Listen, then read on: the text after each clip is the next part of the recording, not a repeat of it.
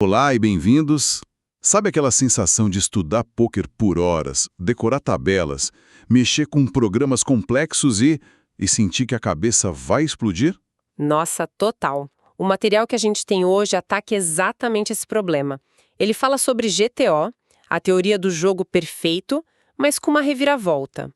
E se a busca pela perfeição for o que está nos impedindo de ganhar? É um ponto de partida fascinante porque toca na dor de todo jogador que leva o estudo a sério, né? Exato. Hoje, vamos analisar como simplificar o complexo e talvez encontrar o nosso melhor pôquer. É.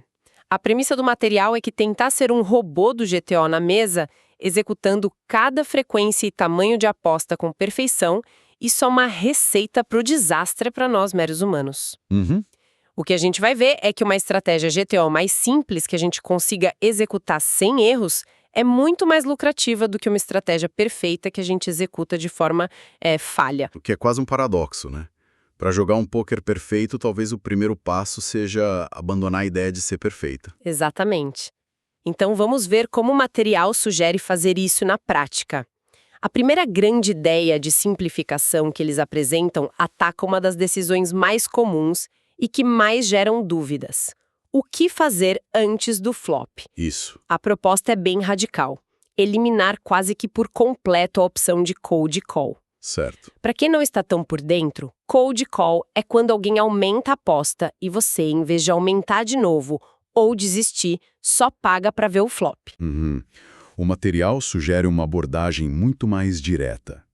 Ou a sua mão é boa o suficiente para fazer uma 3-bet, que é reaumentar a aposta, ou você simplesmente desiste. Uma política de 3-bet ou fold. E para mim, essa é a primeira virada de chave. Eu li essa parte e pensei em todas as vezes que fiquei travado na mesa pensando, será que essa mão é um call ou um 3-bet? E se eu só pagar, como eu jogo no flop? Pois é. A análise dos solvers, aqueles supercomputadores de pôquer, é que, embora a estratégia GTO perfeita inclua sim alguns cold calls, Sim, ela inclui. remover essa opção da nossa árvore de decisões tem um custo de valor esperado, o famoso EV, quase insignificante. Quase insignificante, e essa é a palavra-chave. Claro, tem uma exceção crucial que o texto destaca. A posição do Big Blind. Ah, sim. No Big Blind, você já tem uma aposta investida. Fecha a ação. Então, pagar continua sendo uma parte essencial da estratégia. Mas fora dali, a troca é incrivelmente eficiente. Você sacrifica uma fração de EV teórico em troca de uma clareza mental gigantesca. É uma libertação. Em vez de ter que decorar e balancear dois ranges de mãos diferentes, um para pagar e outro para reaumentar, você só precisa de um. Isso. Sua única pergunta se torna: essa mão entra no meu range de 3-bet? Se a resposta for não, a decisão está tomada. É fold. Acabou. Isso diminui brutalmente a chance de cometer um erro caro mais para frente na mão, simplesmente porque você entrou no pote com uma mão que não sabia como jogar direito. Você simplifica o presente para tornar o futuro mais fácil. A sua estratégia se torna mais robusta, não porque é teoricamente melhor, mas porque é mais fácil de ser implementada de forma consistente sob pressão. Com certeza. E no pôquer, consistência é o que gera lucro no longo prazo. Exato. Você limpa sua mente para focar no que importa. E falando em simplificar as decisões, não é só sobre quais mãos jogar, mas também sobre como jogá-las. Uhum. O material entra numa área que, nossa, paralisa muitos jogadores. O tamanho da aposta. Eles apresentam um cenário super comum para ilustrar isso. Sim, essa parte do texto é fantástica. O cenário é: o small blind aumenta, o big blind paga. Chegamos ao flop. O small blind, que foi o agressor inicial, agora tem a palavra. Certo? O solver, nesse caso, tinha 4 opções disponíveis. Apostar 1/3 do pote, uma aposta pequena. Apostar 3/4 do pote, uma aposta média. Apostar 1,5 pote, que é uma overbet, uma aposta bem grande. Ou simplesmente passar a vez, dar cheque. 4 opções. E já dá para imaginar o cérebro do jogador fritando, tentando decidir não só se vai apostar, mas com qual tamanho e com quais mãos. É muita coisa. Muita coisa. Mas o que o solver fez com essas opções foi muito revelador. E o que foi? Totalmente. Ele praticamente ignorou a aposta pequena, de 1/3 do pote, usou em 0,02% das vezes. É basicamente um ruído estatístico, sabe? Irrelevante. Entendi. A estratégia dele se concentrou em duas ações principais. A overbet gigante de um pote e meio, que ele fez 35,8% das vezes, e o check, que ele fez 41,2% das vezes. Ok. O valor esperado total dessa estratégia complexa, com todas as opções, era de 2,84 big blinds por mão. Ok, então o solver já nos deu uma pista. Ele mesmo prefere polarizar entre apostar muito grande ou dar cheque. Mas aí vem o experimento do material, que é a parte brilhante. Sim. E se a gente forçar a mão do solver? E se tirarmos as opções do meio e dissermos a ele, você só pode usar a sua aposta favorita, a de um pote e meio, ou dar cheque? A intuição me diz que o EV tem que cair um pouco, por menor que seja. A gente perde flexibilidade. Com certeza, é o que parece. O que aconteceu quando eles forçaram o solver a ter só duas opções? O resultado realmente me pegou de surpresa. É contraintuitivo, mas o resultado foi impressionante.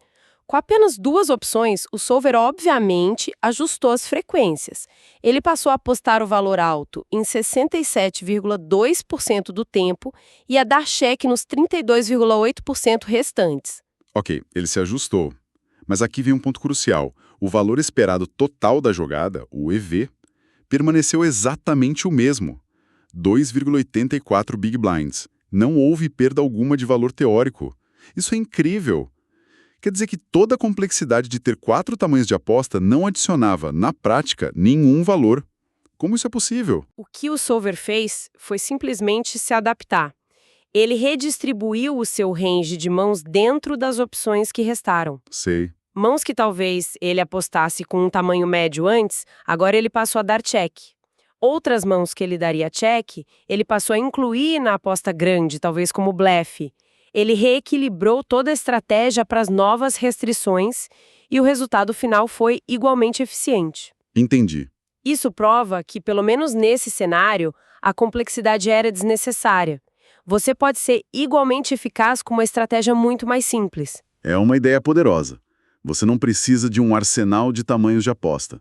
Você pode escolher um ou dois e construir sua estratégia em torno deles.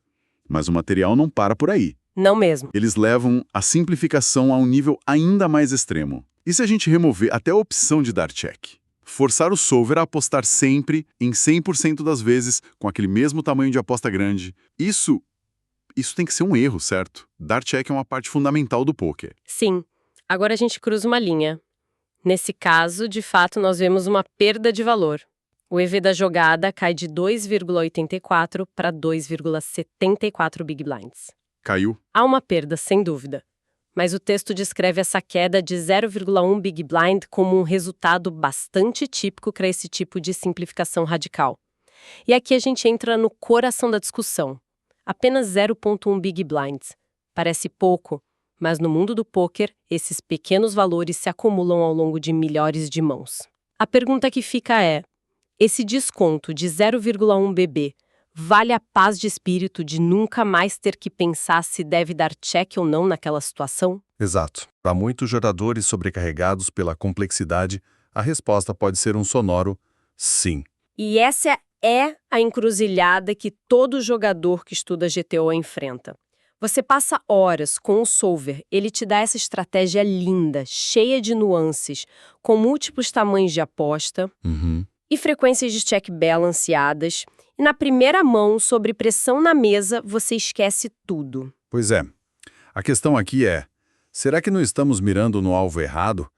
Uma estratégia que é 99% perfeita, mas que um humano consegue executar 100% das vezes sem errar, pode ser muito mais lucrativa do que uma estratégia 100% perfeita que, por ser tão complexa, a gente só consegue executar corretamente 80% das vezes. Os erros que a gente comete ao tentar alcançar a perfeição teórica podem custar muito mais caro do que o pequeno valor que ganhamos com ela. Mas isso me faz pensar, parece bom demais para ser verdade? Sempre tem um mais, né? Será que dá para sair simplificando qualquer situação no pôquer dessa forma? A gente pode simplesmente cortar as opções que não gostamos e esperar que o resultado seja bom? É a pergunta de $1 milhão. E o material nos dá um alerta muito claro de que a resposta é não. Para não sairmos simplificando tudo de forma indiscriminada, eles apresentam um contra-exemplo. Ah, boa. Um cenário diferente onde forçar o agressor a apostar sempre com seu range inteiro tem um resultado desastroso. Nesse outro modelo, o EV despenca de 5,7 Big Blinds para 4,7. Uma perda de 1 Big Blind inteiro. Nossa. No pôquer, isso é uma catástrofe estratégica. Um Big Blind inteiro. É uma diferença brutal. Por que nesse caso a simplificação foi tão ruim e no outro foi quase inofensiva? O que mudou? A explicação do texto é que, nesse segundo cenário, a estrutura da estratégia foi quebrada. O forçar a aposta sempre, a proporção de blefes para mãos de valor do agressor ficou completamente desequilibrada. Ficou desbalanceado. Totalmente. Pense nisso. Se você aposta sempre, você é forçado a apostar com mãos muito fracas. Mãos de lixo que deveriam ter dado check e desistido. Um bom oponente percebe isso e começa a te pagar com um range muito mais amplo. Claro. Porque ele sabe que na maioria das vezes você não tem nada. Sua estratégia vira um livro aberto. Entendi. No primeiro exemplo, o solver conseguiu se adaptar e rebalancear as mãos. No segundo, a simplificação foi tão extrema que não havia como se adaptar. A estratégia simplesmente se tornou transparente e explorável. Precisamente. E isso nos leva ao ensinamento central de todo o material. A simplificação do GTO é uma ferramenta, não uma licença para fazer o que a gente quiser. Certo. É um processo que exige verificação. Você não pode simplesmente decidir, por intuição, eu não gosto de apostar pequeno, vou tirar essa opção. Você precisa usar um solver para testar sua hipótese, simplificar, rodar a simulação e confirmar que a nova estratégia ainda é robusta. Entendi. A simplificação é um processo científico, não um palpite. O que nos leva à conclusão de tudo isso. O material resume os aprendizados em 4 pontos principais, 4 gems, ou joias, que servem como um guia prático. Vamos detalhar cada uma delas. Qual é a primeira? A primeira gem é a grande permissão. A ideia que abre a porta para tudo isso. É possível simplificar uma abordagem GTO sem perdas significativas de EV. A premissa fundamental é que a perfeição não é necessária e, em muitos casos, nem mesmo desejável. Vimos isso claramente no exemplo do pré-flop, Sim, o 3-bet ou fold. onde adotar essa estratégia nos livra de uma enorme dor de cabeça com um custo teórico mínimo. E vimos de novo no exemplo do tamanho da aposta, onde reduzir de 4 para 2 opções não custou absolutamente nada em EV. Essa primeira joia é a base de tudo. Ela nos diz que essa busca por uma estratégia mais humana e prática não é só um sonho, é matematicamente viável. Mas aí vem a segunda, que funciona como freio de mão, o grande alerta. Exatamente. A segunda joia é o contraponto crítico. É necessário usar um solver para verificar a qualidade de qualquer simplificação GTO. Esta é a salvaguarda.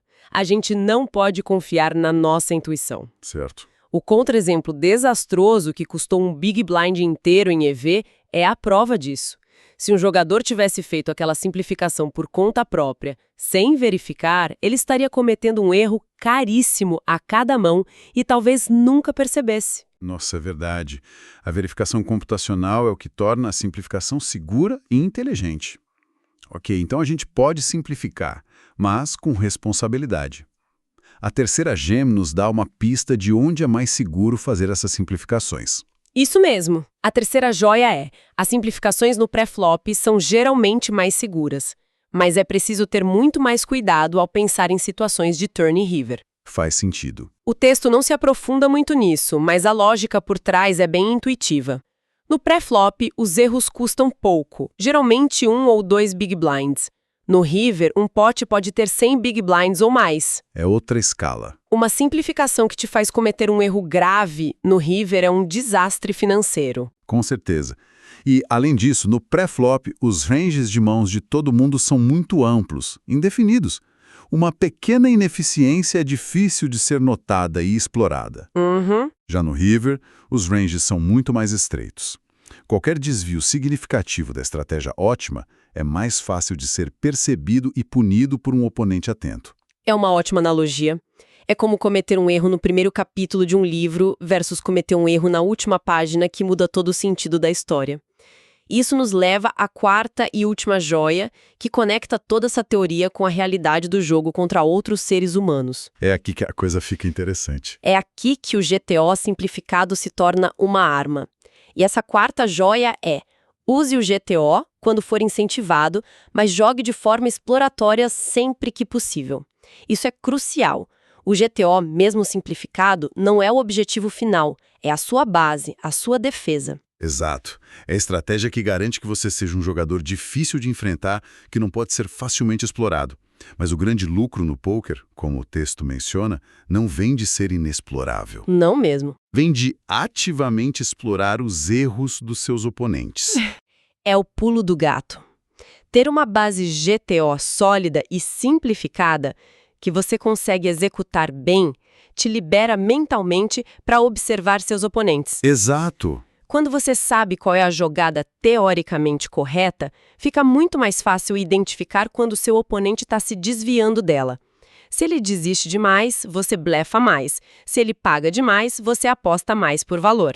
O GTO te dá um mapa. Isso, o GTO te dá um mapa do caminho correto. E isso te permite ver claramente quando alguém pegou um atalho errado e como você pode tirar vantagem disso. Em resumo, o que aprendemos com este material é que a busca pela perfeição teórica no poker pode ser uma armadilha. A verdadeira habilidade está em encontrar esse equilíbrio inteligente. Usar a tecnologia dos solvers para construir uma estratégia GTO simplificada que seja robusta e, acima de tudo, executável por um ser humano sob pressão. Uma base sólida. Que nos protege. Exatamente. É sobre construir essa fundação defensável para então poder se concentrar no que realmente gera lucro, o ataque. E isso nos deixa com um pensamento final para explorar. Manda. O material afirma categoricamente que o jogo exploratório é o que dá mais dinheiro. Considerando que agora a gente tem um modelo GTO simplificado como nossa base, a próxima pergunta se torna: como identificar ativamente os momentos e os tipos de oponentes contra os quais a gente deve se desviar dessa base? Boa pergunta. Quais são os sinais na mesa, as estatísticas, os padrões de aposta que gritam oportunidade, indicando que é hora de abandonar a defesa GTO e partir para um ataque exploratório direcionado?